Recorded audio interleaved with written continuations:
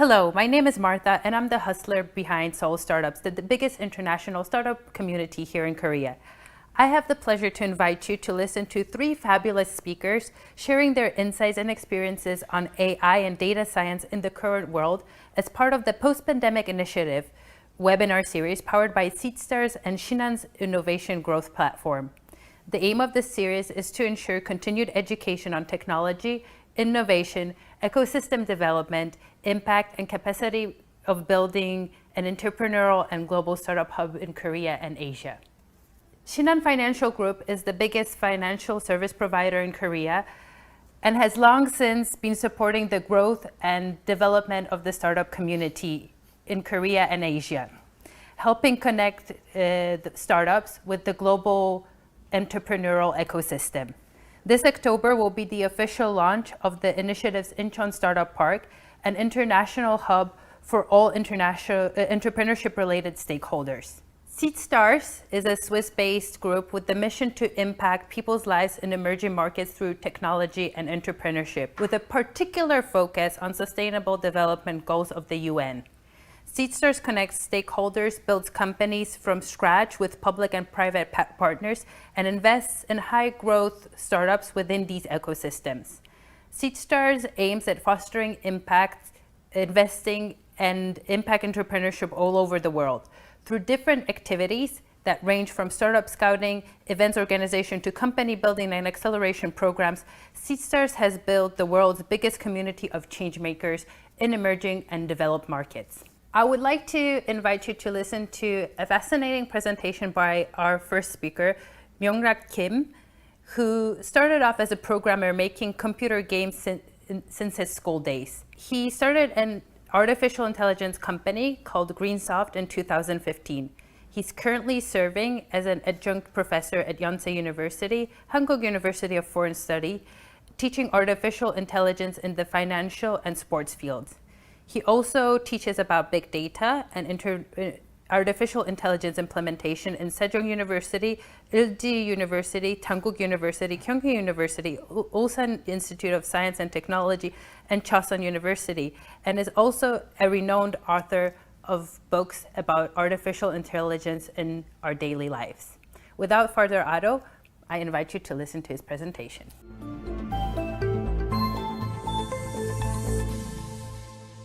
Thank you for your kind introduction.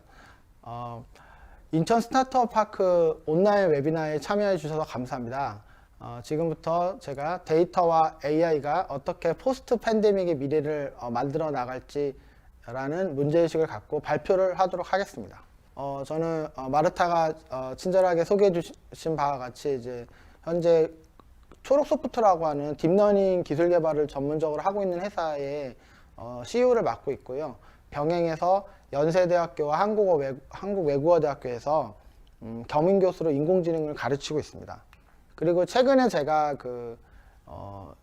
이제 인공지능을 이해하고 활용하고자 하는 이제 보통의 분들을 위해서 그분들이 인공지능을 쉽게 이해할 수 있도록 도와줄 수 있는 이것이 인공지능이다라는 이름의 책을 써서 이제 출간을 한 바 있습니다. 제가 이제 말씀드리려고 하는 내용은 첫째는 지금 AI가 상당히 AI 기술이 많이 언급되고 있고 상당히 유망한 걸로 지금 얘기가 되고 있지만 실제로는 좀 AI가 넘고 있지 못하는 한계가 분명히 존재합니다. AI를 활용해서 제대로 된 비즈니스를 만들기가 무척 어려워요. 전 세계에서 가장 유명한 AI 회사는 이제 구글이 인수했던 딥마인드라고 할 수도 있는데 딥마인드조차도 아직은 흑자를 내지 못하고 지금까지 언론에 이제 보도된 바에 의하면 10억 달러의 손실을 보고 있습니다. 좀 그런 좀 아이러니한 상황이 계속 벌어지고 있는데 그 AI를 이용해서 제대로 된 비즈니스 모델을 만들기 어려운 이유가 크게 두 가지가 있습니다. 첫 번째는 이제 납득하기 어렵다는 것이죠.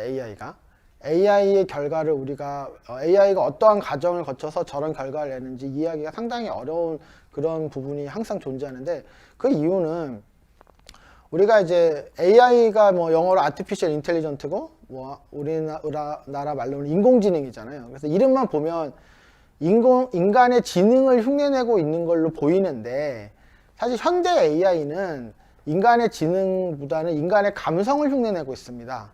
그래서 인공 감성이라는 표현이 사실은 좀 더 정확한 표현일 수가 있어요. 왜 그러냐면 주로 특히 이제 머신러닝 같은 경우에는 수많은 사례를 기반으로 확률적으로 가장 최선의 또는 확률적으로 가장 맞을 확률이 높은 것을 도출하는 그런 과정인데, 그것은 바로 우리 인간이 수많은 경험과 기억을 토대로 확률적으로 가장 좋은 이상적인 것을 도출하는 과정을 흉내낸 것이거든요. 근데 그런 과정이 바로 인간의 어떤 감성적인 판단에 해당이 돼요. 그래서 인공지능이 인간의 이성이 아니라 인간의 감성적인 판단 과정을 흉내내다 보니까 어떤 문제가 있냐면, 인공지능이 어떤 결과를 내는 과정을 우리가 이성적으로 이해하기가 어렵고, 그리고 인공지능이 왜 그런 결과를 내는지 설명하기가 어려운 거죠. 인공지능은 인간의 감성적 판단을 흉내내고 있는데, 우리는 반대로 인공지능한테 너가 왜 그런 결과를 내는지 이성적으로 설명해 보라고 하는 상당히 좀 어색한 상황이 계속되고 있습니다. 이 부분 때문에 인공지능을 받아들이지 못하는 경우가 상당히 많이 발생을 하고 있어요.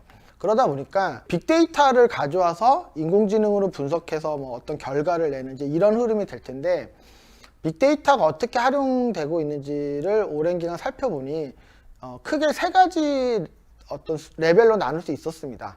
레벨 1, 레벨 2, 레벨 3 이렇게 나눌 수 있었는데요. 좀 설명을 드리자면 레벨 1은 이런 거예요. 우리나라 축구 대표팀 감독이 선수를 뽑습니다. 국가대표팀 선수를 뽑아야겠죠. 그런데 우리나라에 축구 선수가 많잖아요. 마르타도 축구 혹시 좋아하시나요? 네, 되게 좋아해요. 그런가요? 예상입니다. 그럼 우리나라에 있는 모든 축구 선수들 개개인의 어떤 신체적인 능력이라든지 경기에서의 퍼포먼스라든지 이런 거를 다 모아서 시각화할 수 있죠. 그러면 아주 멋진 시각화 자료가 나올 텐데, 그거를 이제 감독한테 보여주면 감독이 그걸 보고 나서 결국은 자기 생각대로 뽑습니다, 선수를. 빅데이터를 시각화한 결과를 봤다고 해서 안 뽑을 선수를 뽑거나 뽑을 선수를 안 뽑지는 않는다는 거예요.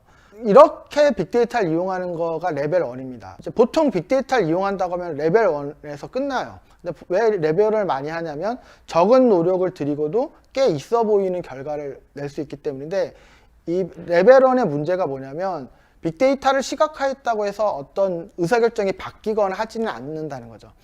이거는 비유를 들자면 비행기를 수천억짜리 비행기를 산속에 묻어놓고 카페 인테리어로 쓰는 거예요. 여기서 말씀드리는 비행기는 빅데이터를 상징하는 겁니다. 상당히 빅데이터를 아깝게 쓰는 거죠. 레벨 2는 이거보다는 좀 나은데, 그 축구 대표팀 감독이 나는 이런 기준으로 선수를 뽑는다라고 먼저 빅데이터 전문가들한테 설명을 합니다.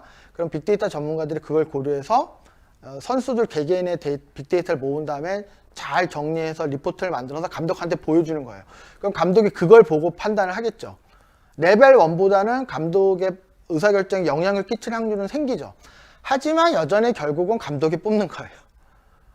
레벨 3 정도 돼야 빅데이터가 정말 제대로 쓰이는 건데, 이건 뭐냐면 인공지능이 빅데이터를 분석해서 우리나라가 월드컵에 나가기 위해서는 어떤 선수가 필요하다는 걸 직접적으로 뽑는 겁니다. 그러니까 레벨 1과 레벨 2 그리고 레벨 3의 차이는 뭐냐면, 사람이 결정을 한다. 그러면 레벨 1, 레벨 2고, 사람의 판단력을 내려놓고 인공지능이 결정을 하겠다. 이게 레벨 3인데, 레벨 3까지 가는 조직은 많지가 않아요. 왜 그러냐면 앞에서 설명드린 것처럼 인공지능이 어떤 결과를 도출하는 과정을 우리가 이해하기가 어렵고 이성적으로 설명이 잘 안 되다 보니까, 그런 부분을 받아들이지 못하는 조직은 레벨 3까지 가지를 못하고 레벨 1, 기껏해야 레벨 2에서 멈춘다는 것이죠. 이게 지금 현실적으로 벌어지는 일이고요. AI를 이용해서 제대로 된 비즈니스 모델을 만들지 못하는 두 번째 이유는, AI로 우리가 어떤 아웃풋을 만들어낼 수가 있는데, 이런 아웃풋을 만드는데 인풋이 너무 많이 들어가요. AI라는 것이. 지금 보시면 2016년에 알파고 리가 이세돌 이기고 큰 센세이션을 일으켰죠. 근데 그 당시 기술은 우리가 3세대 AI라 이렇게 부르기도 하고요.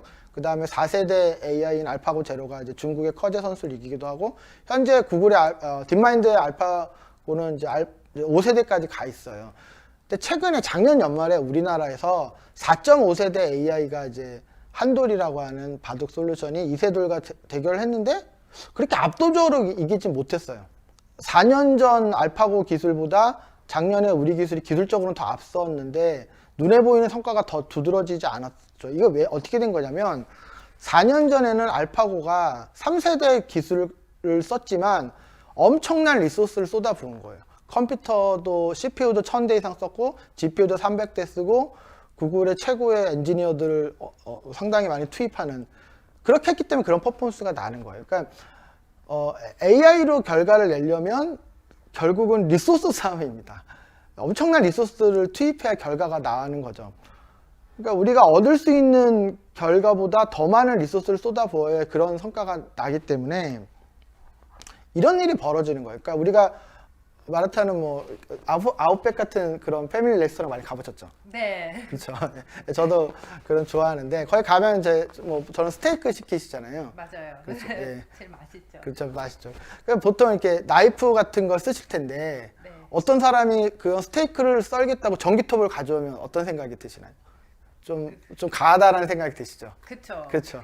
예, 그런 일이 벌어지는 거예요. 그러니까 AI는 상당히 비싸고 비용이 많이 들기 때문에 그러니까 통계로 간단하게 해결할 수 있는 문제를 AI를 이용해서 푼다는 거는 마치 패밀리 레스토랑에서 스테이크를 전기톱으로 써는 것 같은 그런 일들이 벌어지는 거예요.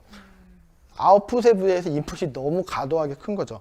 자, 이 두 가지 얘기. 그러니까 AI는 납득하기 어렵다는 것과 AI는 인풋에 비해서 아웃풋이 너무 크다는 이 두 가지 얘기를 결합하면 어떻게 되냐면은 AI는 납득하기 어렵다 보니까 중요한 의사결정을 AI한테 맡기는 경우가 드물어요. 그러니까 되게 지엽적이고 중요하지 않은 의사결정만 AI한테 맡기는 일이 계속되고 있어요. 그런 중요하지 않은 의사결정은 사실 얻을 수 있는 효용이 크지 않죠. 결과적으로 AI한테 얻을 수 있는 효용은 작은데 AI한테 들어가야 되는 인풋은 여전히 큰 거예요. 그러니까 결과적으로 AI한테 들어가는 인풋이 여전히 이만큼 큰데 AI한테 얻을 수 있는 아웃풋은 상당히 낮은, 당연히 비즈니스 모델이 안 나오죠. 그러니까 우리가 AI한테 예를 들어서 우리 회사의 다음 CEO는 누가 돼야 되느냐 이런 문제를 맡길 수 있다면 AI한테 들어가는 인풋에 비해서 충분히 큰 아웃풋을 우리가 얻을 수 있는데 그런 중요한 의사결정을 AI한테 맡기는 경우는 거의 없습니다. 이제 이런 문제가 현재 AI 비즈니스에 있어요. 그런데 우리가 이제 그 포스트 팬데믹 이후에 이 AI가 이런 현재 한계를 극복할 수 있는지에 대해서 제가 좀 말씀을 드리면, 우리 인류가 많은 전염병을 겪었죠. 그중에 이제 가장 큰 거는 뭐 14세기 중세 흑사병, 뭐 패스트를 들 수밖에 없는데 유럽 인구의 뭐 3분의 1이 그때 사망하셨다고 하죠. 엄청난 피해죠. 지금 생각해 보면. 근데 그렇게 되니까 어떤 일이 벌어졌냐면 노동력이 부족해졌어요. 그러니까 농사를 지을 수 있는 소위 농노들이 많이 줄었어요. 그러니까 그 봉건 영주들이 그 농노들한테 처우를 잘해줘야 되는 거죠. 왜냐면 농노가 귀하니까. 그러니까 결과적으로 그 노동자의 권리가 증대됐고 농노주의가 붕괴가 되고 상업주의가 팽배하고 유럽식 자본주의가 시작되는 그런 연쇄적인 과정이 있었고, 두 번째는 사람이 부족하다 보니까 기술 혁신을 아무래도 하게 되죠. 예전에는 사람을 많이 동원하면 할 수 있지만 그럴 수가 없으니까 이거는 이제 익히 아시는 산업혁명의 어떤 단초가 된 거예요. 그렇다면 우리가 이제 그 코비드-19 이후에 지금 어떤 상황이 됐냐면 언텐트, 지금 이 세미나도 원래 다 모여서 해야 되는데 그러지 못하잖아요. 그러니까 이렇게 비대면 문화가 상당히 지속되고 있어요. 코로나가 해결됐다고 해서 예전으로 완전히 돌아갈 것 같지 않다는 거예요.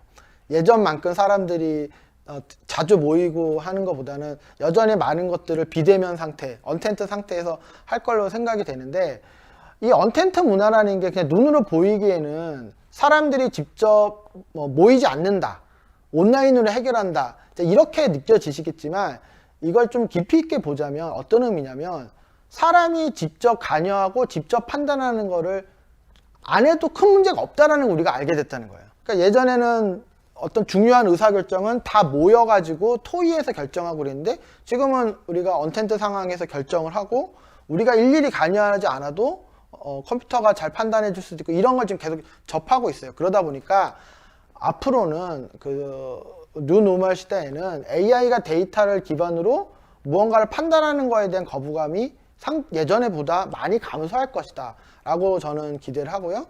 그렇게 되면은 중요한 의사결정을 AI한테 맡길 수 있게 됩니다. 그러면은 우리가 AI한테 얻을 수 있는 효용이 커지니까 앞에서 말씀드린 그런 문제가 많이 해결되는 거죠. AI한테 들어가는 인풋은 여전히 크겠지만 중요한 의사결정을 AI한테 맡기기 때문에 우리가 큰 효과를 기대할 수 있고, 그렇다면 비즈니스 모델을 만들어줄 수 있는 거예요. 하지만 사람은 여전히 이제 가치 판단과 창조성이 필요한 그런 일은 우리가 해야 되기 때문에 그런 건 여전히 우리가 하고, 그렇지 않은 일은 AI한테 맡기는 시대로 전환이 될 거고요. 우리가 이제 마이클 샌델 교수가 정의란 무엇인가라는 수업에서 이제 저스티스에 대해서 얘기를 하시는데, 저건 가치 판단의 문제이기 때문에 영원히 답이 없죠. 저런 문제에 대해서 고민하고 토론하는 거는 우리가 계속 해야 될 테고, 퀸 아시죠? 네. 그쵸. 퀸 좋아하시죠? 보헤미안 랩소디. 그러니까 머큐리가 보헤미안 랩소디를 만든 것처럼 그런 아주 혁신적인 창조적인 결과를 만들어내는 저런 일은 우리가 해야 될 겁니다. 그렇지 않은 일들을 우리가 인공지능한테 맡길 수 있는 시대가 포스트 팬데믹 시대에 좀 더 빨리 오지 않을까라고 기대를 해봅니다. 대표님 강의를 되게 재밌게 들었습니다. 진짜 감사합니다. The first question I would like to ask is, what do ordinary people like myself need to know about AI, especially in 2020 and beyond in the post-pandemic era? And I would like to pass that first question to Young-ok.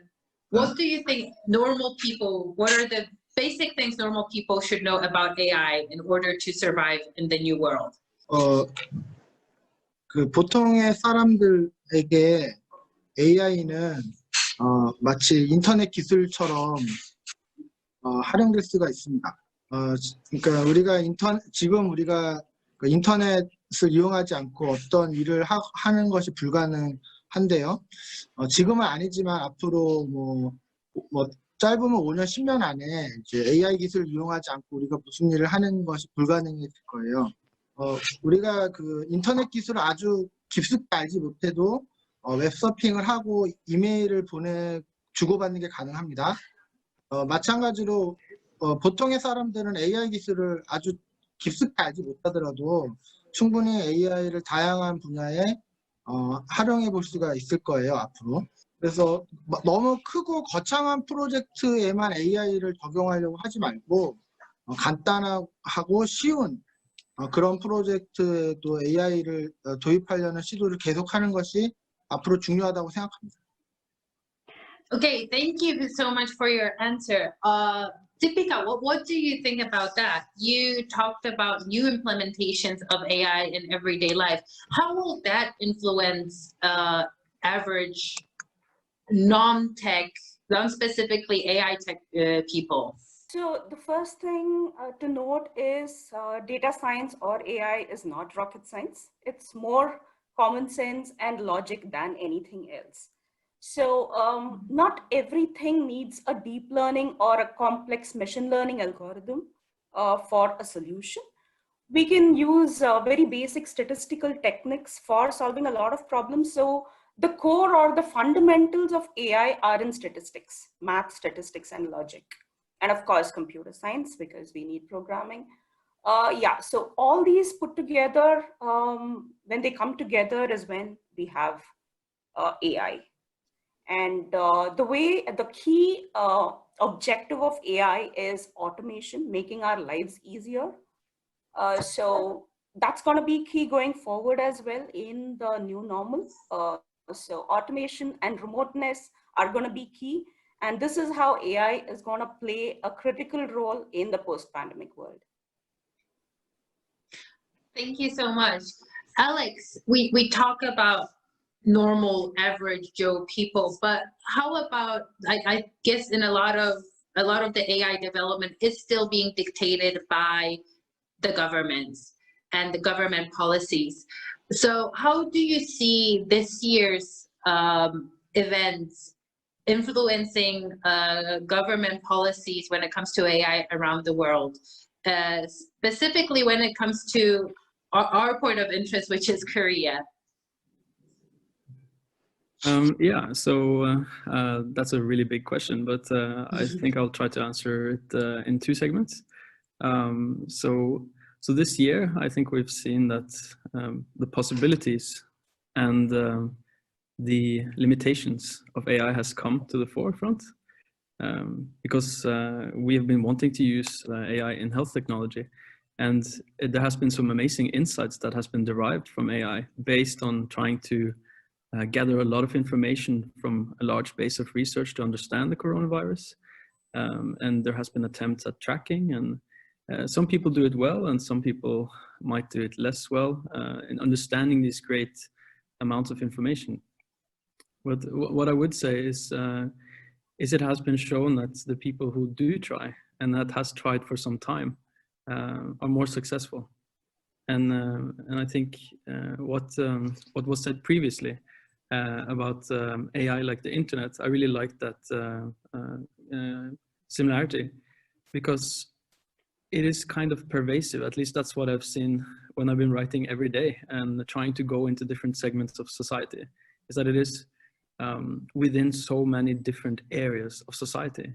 And I think that is what is exciting. And also, I think the importance as well of seeing it like a soccer match and seeing it like a friendly, collaboration between different countries. So for the second part of your question, when it comes to the case of South Korea, I think the AI strategy was quite clear as opposed to other countries, because it was stated that the government has earmarked 1.7 trillion in the next year's budget for data networks and AI, and it's also up 50%. So from the previous year, and that was in 2019. So I think in comparison to a lot of other countries, the South Korean government has been very explicit about their kind of will to push this forward. And you don't see that in every single national strategy, at least. But on the private side and the startup side, there has been a commitment to invest, but I think you might have a better picture of that than I do. Well, even better picture than myself. Myung-Nok has an ideal picture because he's the CEO of an AI company here in Korea. So I kind of want to push that picture towards you. How do you evaluate the government policies here in Korea when it comes to AI development? Have you personally also benefited from those policies? And what do you think Korea has to do more to have better AI development than it has currently? 오케이. 대한민국 정부는 그 AI 생태계를 발전시키기 위해서 이제 많은 지원을 하고 있습니다. 잘 아시다시피 한국은 석유 같은 자원이 많은 나라도 아니고 관광으로 돈을 벌 수 있는 나라도 아니에요. 그래서 이런 AI 같은 하이 테크놀로지를 우리가 잘 발전시켜야지만 나라가 부강해질 수 있는 나라이기 때문에 상당히 어떤 절박한 필요를 갖고 국가 차원에서 우리 같은 AI 스타트업을 키우기 위해서 많은 이제 정책을 만들어서 지원을 해주고 있어요. 그리고 AI를 잘 하기 위해서는 그 수학적인 어떤 수학 기초가 상당히 잘 뒷받침되어야 되는데 한국 학생들은 수학 공부를 또 열심히 하고 그 한국에는 또 뛰어난 프로그래머들이 많습니다. 그래서 AI를 잘 할 수 있는 환경은 잘 갖춰져 있다고 생각합니다. 그런데 한국 시장에서 AI를 이용해서 우리가 다양한 비즈니스 모델을 만들어내야 되는데 그게 잘 안 되고 있어요. 그래서 미국이나 유럽 같은 다른 그런 시장에서 AI를 이용한 어떤 훌륭한 비즈니스 모델이 어떻게 만들어지고 있는지 주의 깊게 보면서 그런 것들을 좀 배우려고 한국 AI 스타트업에서는 항상 노력하고 있습니다. Thank you so much for your answer. Deepika, you having heard that, and I guess also about the European market, like how do you feel that the Indian market places itself on the AI scene? You have some very talented and amazing engineers working on really astonishing technologies.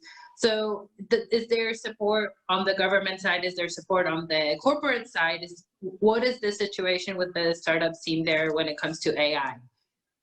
Yes, so the support from the government is immense. So there have been quite a few bodies developed, including the AI task force by the government for fostering innovation in the AI field. So the focus areas when it comes to the Indian market for the Indian government would be AI for healthcare, AI for agriculture, AI for smart cities development, smart mobility and transportation. So to do with easing the traffic, so more to do with solving the local problems in India. So that's what the focus is all about when it comes to the Indian government's focus on AI. So there are quite a few use cases like AI has been quite a few startups in the agriculture AI and quite a few for healthcare. So quite a few startups have been cropping up lately in this space as well. So, and we see quite a lot of push from the government for innovating in these fields.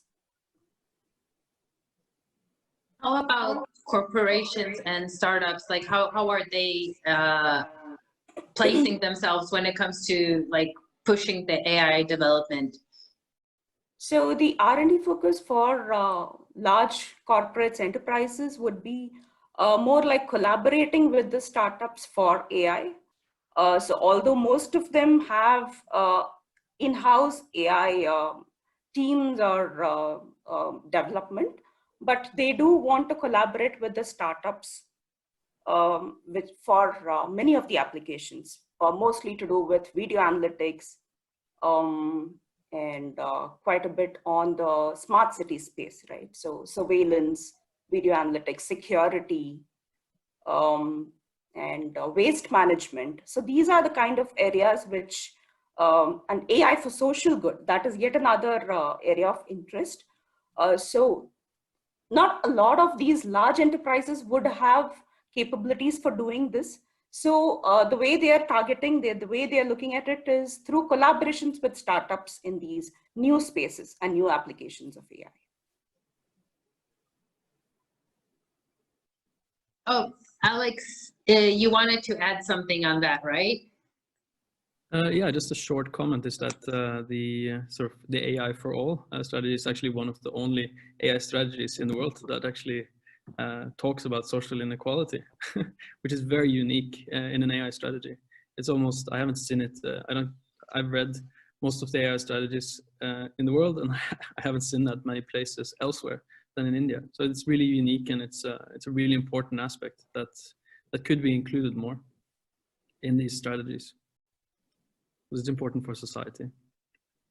That's great that you mentioned that, because actually all of you to some degree during your presentations mentioned AI being an important component of social impact, that it has to go in that direction in the future, despite the fact that it's also used for the opposite purposes, like Alex mentioned in defense industry, which you would think that's not really for good. What do you think will be happening with the AI, with the social impacts, and why is it so important that we talk about it right now? Alex, why don't we start with you, since you already picked up the subject? Yeah, I mean, it's not an easy thing to talk about, but I think, you know, generally there's a want for the world to be sustainable, and peace is definitely one of the big sustainable development goals. And at the same time, I think I mentioned as well during our conversation later that a lot of technologies that has been very beneficial to humanity has been through the research development of the defense industry, like DARPA. A lot of technologies have come from there, so it's not necessarily as as straightforward as one would like to think. A lot of really competent people are developing very incredible technologies that can be advantageous for society.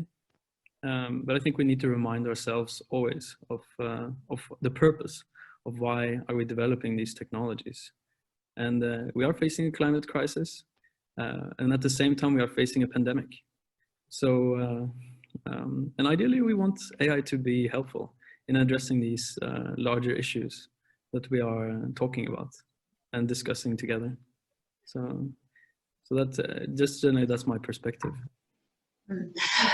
Thank you. Deepika, you talked a lot about how AI is being implemented in fighting the pandemic, or like reassuring more or less a normal life in pandemic. But so kind of pushing on that subject, like how will that continue in the post-pandemic world? Like how will AI place itself on the social impact scene after whatever is happening in 2020 will be over? Yeah, so the greatest impact will be on the healthcare sector, where healthcare facilities are not really very accessible. So for instance, if you take rural regions in India, so going remote or telehealth is going to be the key going forward. Yet another impact, large impact, now that there is a lot of education going online, right? So AI for education is yet another important application that the post-pandemic world will see.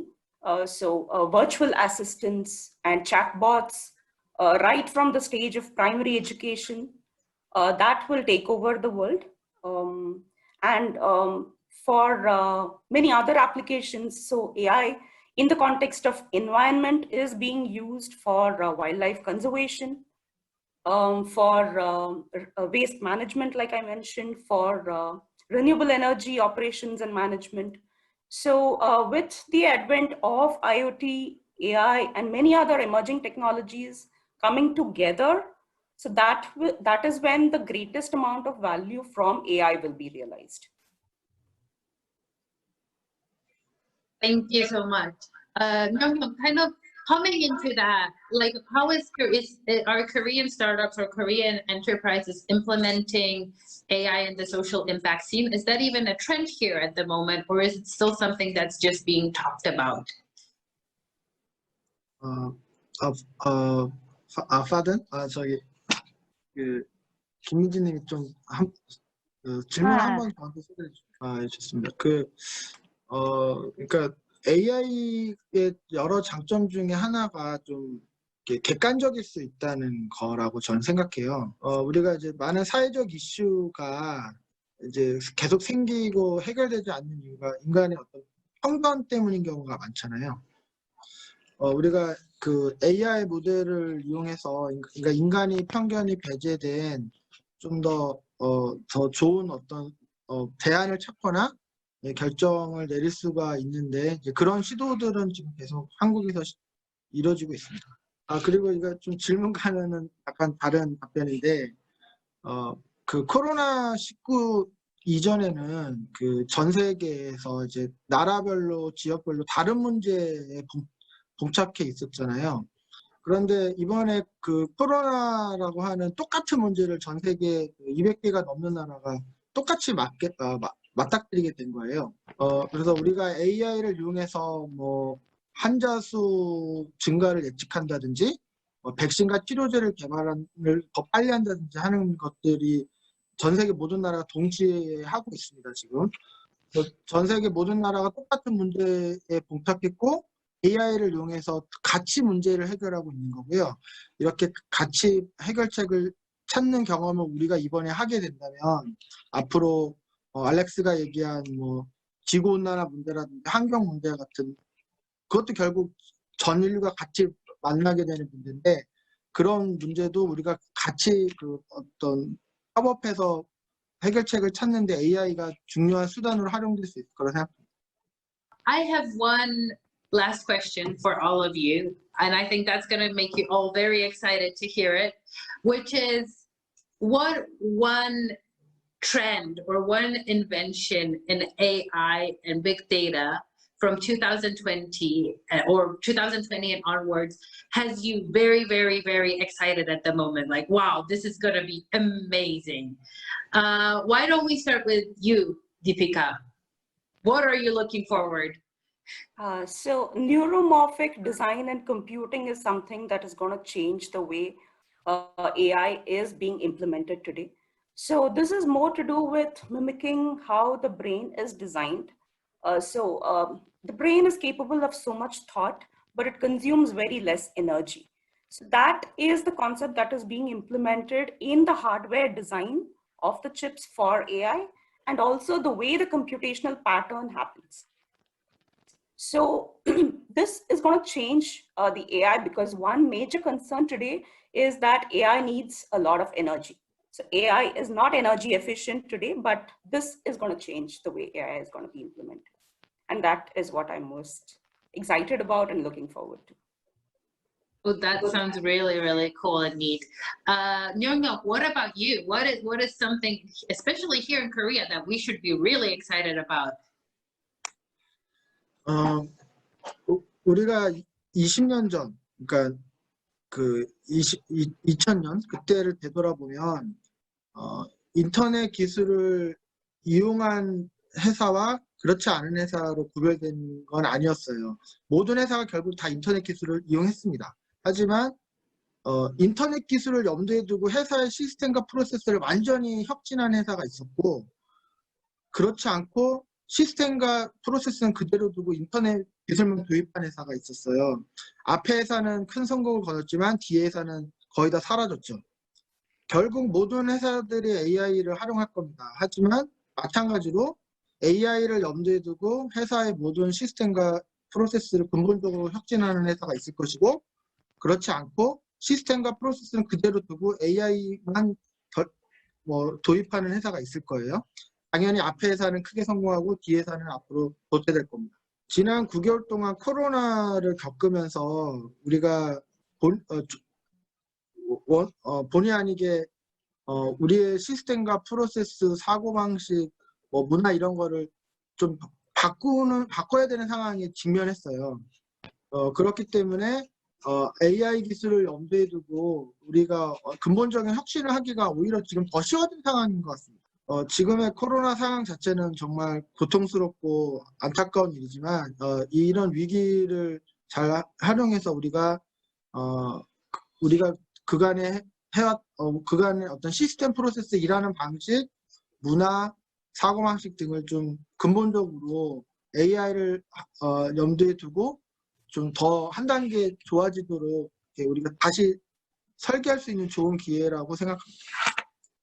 Changing so many aspects of our lives. Alex, is Back to the Future now? Like what should we be excited about when it comes to AI, and why? Yeah, I think the potential for good is incredible. So I agree with with both of the other speakers in this regard. But I'm excited by this accessible AI combined with a greater focus on responsible technologies and collaboration. Because like the commercial application of AI, for example, such as the release of GPT-3 by OpenAI recently, that's a very advanced natural language processing algorithm, and it's now commercially available. But other companies as well, I'm sure, like as Honeywell, and I'm sure the companies in South Korea are working on these, making these commercial applications of AI accessible. But with that comes digital supply chains, value chains, and this climate carbon thoughts, because the physical impact of digital technologies has reached popular culture with these documentaries on Netflix and increased discussions. For responsible AI, we need sustainable systems and an increased consciousness in the application of technology.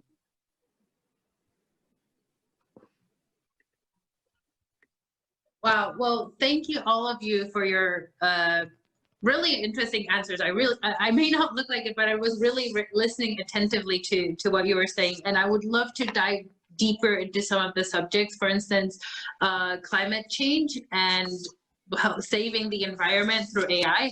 I've been looking at the Microsoft/National Geographic program, and I'm like, wow, well, something to talk about. But unfortunately, we are constrained on time. So I would like to thank all our speakers a lot for giving us their time and for providing us with really, really interesting insights. And I would like to thank most of all Minji for the amazing translations. I know how hard simultaneous translation is, and it's amazing. And I think it will take some time for AI to match your level. So that's awesome. So thank you. I would like to thank our renowned speakers for fascinating and very in-depth presentations about AI technology and big data and how that is influencing our current lives.